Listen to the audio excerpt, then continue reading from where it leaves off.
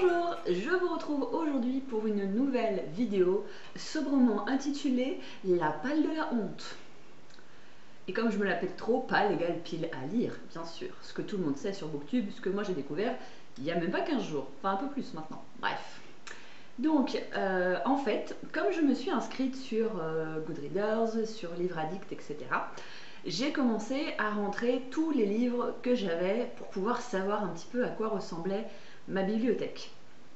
Ça va être un travail très fastidieux parce que, comme je vous le disais, j'ai énormément de livres de développement personnel et c'est pas une catégorie qui est très bien remplie dans Livre Addict. Il y a peu de livres sur le sujet, donc c'est un petit peu long. Mais en tout cas, j'ai déjà commencé à rentrer tout ce qui était roman. Et alors là, ça a été un petit peu surprise. En fait, j'ai réalisé que, au-delà de mon envie d'acheter plein de livres, parce que depuis que je vous regarde, ma liste Amazon ne fait que s'allonger, j'ai réalisé que j'avais plein de livres que je n'avais pas encore lus dans ma bibliothèque. C'est pour ça que je suis dans un autre décor. Alors ça, c'est mon chat. C'est bon, t'as fini? Terminado? Oui? Ok. Donc, je suis dans mon salon en train d'enregistrer mes petits livres. J'ai donc à côté de moi ma petite pile. Enfin, petite. Il doit bien y avoir une vingtaine de bouquins. Donc, je vais faire assez vite, mais c'était un petit peu pour me dire que finalement, je pouvais peut-être attendre encore un peu avant d'acheter des nouveaux bouquins. Mais peut-être lire déjà ceux-là. Je vous montre tout ça? C'est parti! Alors déjà, je vais vous présenter 4 livres qui sont en fait des livres que j'ai déjà lus, que je ne me rappelais pas avoir et que j'adore, donc que je vais relire avec beaucoup de plaisir. Il y a déjà Grosse Vache de Nina Roberts. C'est un livre qui traite principalement de l'anorexie et de la boulimie. Pierre Lemaitre, Alex, si vous aimez les livres thrillers, romans policiers, elle le fait exprès. C'est bon? On peut y aller? Oui. Donc, Pierre Lemaitre, Alex, un pur chef-d'œuvre. Enfin, un pur chef-d'œuvre. En tout cas, j'en ai un très bon souvenir. Je ne sais pas si c'est un pur chef-d'œuvre parce que tout est selon qui lit quoi, voilà. Mais en tout cas, moi j'ai adoré. C'est plein de rebondissements. C'est vraiment un très bon bouquin. Si vous ne connaissez pas et que vous aimez ce style-là, faites-vous plaisir. Ensuite, nous avons Stephen King, Cujo, je dirais même The Cujo, lu des dizaines de fois, Flippette de chez Flippette pour moi à chaque fois, tout comme ça d'ailleurs. Et c'est un des premiers livres de Stephen King que j'ai lu quand j'avais 12-13 ans. Donc je me suis empressée de le racheter en poche quand il est ressorti. Et bah, je voyais, je l'avais commencé, il y a encore un billet de train. Ah, petite blague, billet de train. Juillet 2014. Oh, ça va, hein. Et je me suis arrêtée à la page 138. Je ne l'ai pas repris. Et enfin, Les Survivants, dans la vieille édition de La Mort qui tue de je ne sais pas quelle année. Attendez, je vais me faire peur avec vous. Bougez pas. Voilà. Édition de 1974. Et donc, Les Survivants, beaucoup connaissent le film. Petite synthèse, des personnes qui se crachent en montagne et qui doivent survivre en attendant les secours. Voilà, je ne vais pas vous en dire plus. Si vous ne connaissez pas, lisez. Ça, ce sont pour les livres qui sont dans ma palle et que j'ai déjà lus mais que j'ai beaucoup envie de relire. Maintenant, on passe à ceux que j'ai depuis longtemps, que j'ai achetés ou qu'on m'a donné et que je n'ai jamais lus. Et mon chat a décidé de se taper l'incruste. Ma petite Sarou. Je vous présente ma petite Sarou. Voilà, mon petit chat qui est donc tout malade en ce moment. Et donc il veut faire des gros câlins à sa maman. Ouais. Me revoilà après m'être débarrassée de la bête qui n'était pas très coopérative. Et je continue donc avec les livres que j'ai, qu'on m'a donné, que j'ai acheté tout plein en me disant j'ai envie de lire et que j'ai jamais lu.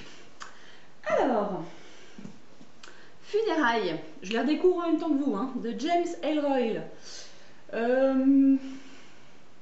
Non, pas du tout. Hors sujet total. Funérailles de Richard Montanari, ça va bien se passer. Qui est un livre policier. Nous avons ensuite l'insoutenable légèreté de l'être de Kundera. Je n'ai aucune idée de quoi ça parle. Je me rappelle juste que le titre est très connu et qu'on me l'a offert, vu l'Antiquité également. Mais en fait, je ne l'ai jamais lu jusqu'au bout. J'en ai étudié des passages quand j'étais en première terminale L. C'est loin. Et, et du coup, je l'ai gardé, mais jamais lu en entier. Je vais essayer d'en enchaîner plusieurs à la fois pour pas que la vidéo dure pendant 30 ans. La rivière du 6e jour, qui a inspiré donc Et au milieu coule une rivière avec Brad Pitt. Je n'ai jamais vu le film et je n'ai jamais lu le livre. Je ne sais même pas du tout de quoi ça parle. Voilà, ça c'est fait. L'accusé. L'accusé, j'ai retrouvé ce bouquin, je ne sais pas d'où je le tire. Par contre, il est considéré comme, et je vous lis ce qui est écrit derrière, comment on va dire ça, je ne sais même pas quel mot employer, le précurseur par rapport à La nausée de Sartre ou L'étranger de Camus. Donc c'est l'histoire d'un adolescent désœuvré qui vit entre une mère résignée et effacée et un père brutal, donc chaque regard est un reproche ou une condamnation. Voilà, et quand sa maman décède, et ben il se casse et vit sa vie. Un jour, je pense que beaucoup ont vu le film de David Nichols. J'avais commencé à le lire, là c'est pareil, on va retrouver un truc dedans. Ah bah cette fois-ci c'est un marque-page pour une fois. J'ai toujours des trucs bizarres dans mes bouquins, c'est souvent des billets de train, mais là pour une fois c'est un marque-page. J'ai eu envie de le lire par rapport à mon histoire personnelle.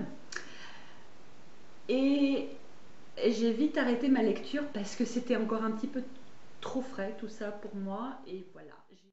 J'ai également eu une grosse période chiclite où je lisais tout ce qui me tombait sous la main, où ça parlait de trentenaires qui galéraient parce que ça m'éclatait. J'ai été élevée à la Bridget Jones, donc forcément tout ce qui ressemblait de près ou de loin à ça, j'adorais y lire, sauf quand ça parle de shopping, donc le s'habiller en Prada, le diable s'habille en Prada, l'accro au shopping machin, j'ai jamais lu parce que c'est pas ma tasse de thé. Par contre, tout le reste, je galère, je suis amoureuse, mais il ne m'aime pas, au secours, que vais-je faire? Je vis seule avec mon chat, ça me plaît beaucoup. Et j'en avais donc deux d'avance, qui est une situation légèrement délicate. Je ne me souviens plus non plus de l'histoire, je ne vais pas vous lire le résumé, mais voilà, je suis là. Tous les livres que je vous présente, si vous les avez lus ou si vous connaissez, n'hésitez pas en commentaire à me laisser votre avis. Ça peut toujours... 1, 2, 3. Ça pourra toujours me décider par lequel je commence. Et les petits secrets d'Emma, que j'avais l'intention de donner, parce que quand je relisais le résumé derrière, ça me parlait plus trop. Et en fait, j'ai vu des avis plutôt positifs, donc je l'ai finalement gardé sous le coude. Nous retrouvons dans ma palle également Le Maître des Illusions de Donna Tartt. Alors ça c'est pareil, ça correspond un petit peu à une période de ma vie où j'aimais particulièrement lire tout ce qui était en lien avec les bêta, gamma, zeta, sigma, enfin bref, les clubs très privés et très sélects des universités américaines, avec tout ce qui va bien de petits secrets, de petits moi je peux, pas toi, t'es trop nul, ça me parlait bien, donc voilà. On retrouve également dans ma palle de la honte Shane Stephen, Au-delà du mal. Et dis donc, vous savez quoi? C'est un livre que j'ai commencé et pas fini. Avec un marque-page, attention, le relais. Il faut savoir que pendant très longtemps, pour aller travailler, je prenais le train. Et donc le relais, ce sont les petites boutiques presse que l'on trouve, en tout cas à Lyon, dans les gares. Et comme vous le savez, la SNCF est souvent en retard. Ce qui signifiait généralement pour moi budget livre explosé. donc voilà, j'avais commencé à lire, j'ai pas fini. C'est l'histoire d'un petit garçon qui est placé en institut psychiatrique par sa maman. Un jour, il en sort et il aurait mieux fait d'y rester. Voilà, je peux pas dire mieux. Steve Mosby, Ceux qu'on aime. Alors là, ce qui est très intéressant pour celui-là, c'est que quand je lis le résumé derrière, j'ai l'impression de l'avoir déjà lu. Et je pense que je confonds avec une série télé. Mais en tout cas, c'est une réflexion, et donc c'est un roman policier, sur quand vous appelez quelqu'un, ou plutôt au contraire, quand vous ne l'appelez pas, mais vous vous contentez de laisser un SMS ou de ne pas rappeler quand vous n'arrivez pas à voir la personne, en passant tout simplement que votre mail ou votre SMS est arrivé à bonne destination. Et que la personne ne vous répond pas parce que c'est une grosse méchante vilaine et qu'en fait, vous ne devriez pas l'avoir dans votre cercle d'amis. Ben, c'est peut-être juste qu'elle est en train de se faire torturer à mort et que ben, elle aimerait bien pouvoir vous répondre plutôt qu'être là où elle est. C'est ça l'histoire. J'en ai vraiment dans tous les sens. Nouveau Richard Montanari, Psycho, comme l'autre que je vous ai montré tout à l'heure, Funérailles. Si j'ai bien compris, en fait, c'est une série. Et j'aurai le volume 2 et 3, mais pas le premier ni le 4, me semble-t-il, de mémoire. Voilà. Donc, à voir ce que ça donne. Le Moine. Donc, c'est pareil, j'avais vu... Alors là, c'est vraiment l'achat, je ne sais pas pourquoi je l'ai acheté. Je sais même plus de quoi ça parle. Je me souviens juste que j'avais vu l'extrait du film à l'époque où c'était sorti. Et je me suis dit, oh, ça a l'air pas mal. Et voilà. C'est tout. Voilà, voilà.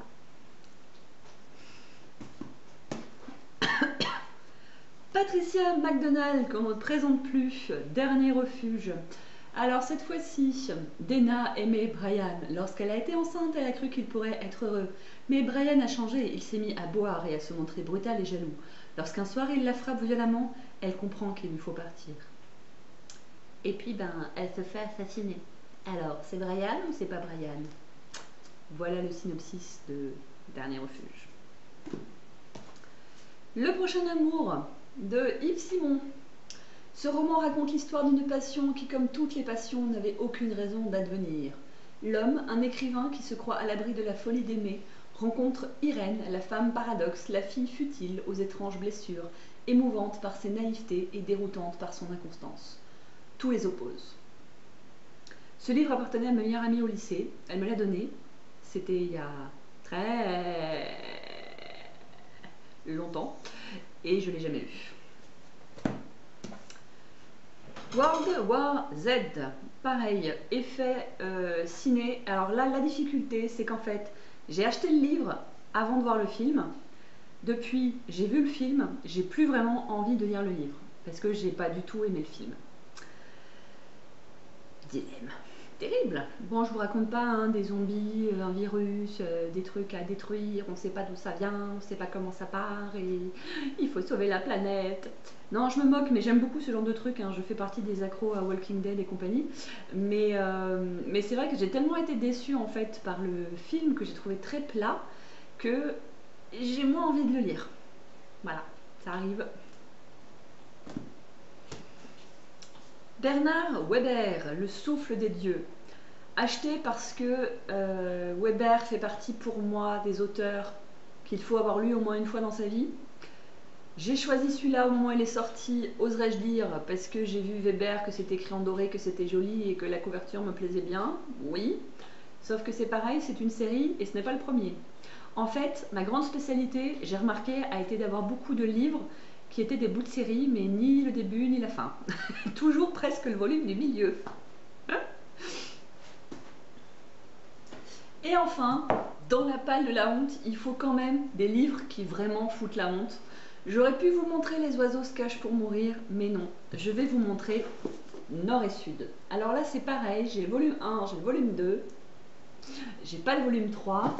Nord et Sud, je pense que beaucoup seront trop jeunes pour s'en rappeler, mais Nord et Sud, c'était une série télé à plusieurs épisodes qui passait quand j'étais ado sur, je crois, la 2 à l'époque, mais avec Patrick Swayze. Bon, il est mort maintenant, hein, mais en tout cas, il a fait beaucoup crier les midinettes à son époque. Et c'est sur toute la période aux États-Unis de la guerre de sécession. Et c'est extrêmement intéressant, vraiment fourni. Voilà, j'ai beaucoup aimé cette période, j'ai beaucoup aimé tout ce qui a pu être raconté là-dessus. Et j'avais adoré Nord et Sud, donc quand j'ai pu choper les bouquins, voilà.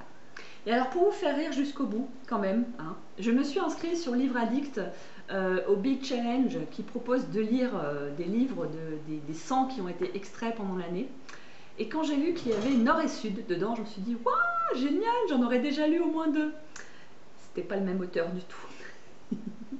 Je me suis sentie un peu con-con, mais c'était pas le bon auteur. Voilà, c'est ça ma palle, oui je vérifie autour de moi, mais non c'est bon, c'est fini.